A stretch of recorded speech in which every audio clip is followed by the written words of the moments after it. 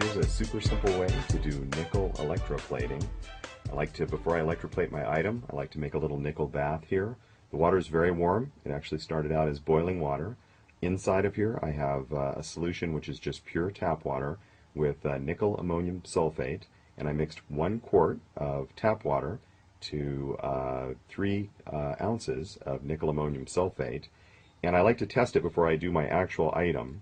So what I'm going to do here is I'm just going to take a penny, nice shiny penny, and I went ahead and I cleaned that penny up, and I used a little vinegar when I cleaned it. That works real well with copper. And I'm going to set it into the bath here, and as you can see, I'll go ahead and I'll let that stick out a bit. As you can see, I have 2 batteries, just a couple of D cells. Everybody I know that does these nickel plates always uses things that plug into the wall, as far as something like 12 volts, something like that, at a very high amperage to bring it across.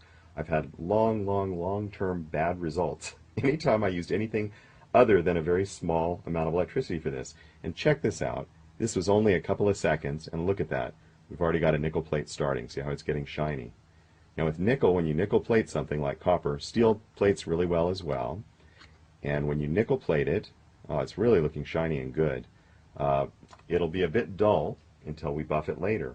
And this test already looks to me like we're going to have a really good plate. Now over here on this side, connected to the positive terminal of the battery, is a plate which is pure nickel. So we're using that as our anode, and then our cathode over here is going to be the item that we wish to plate. And actually, probably with the water, especially with the water being hot, this is only going to take a few minutes.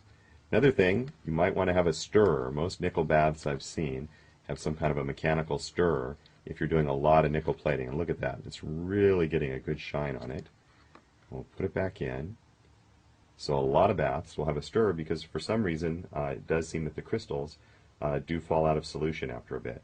And that's all there is to it. We'll leave that for just a few minutes, and we're going to wind up, I hope, with a nickel plated penny. So I'll go ahead and shut the camera down for a few moments here. What's really neat about using these low voltages and just taking your time to plate it is you don't really get any bubbling in the solution, and your piece comes out. Check this out.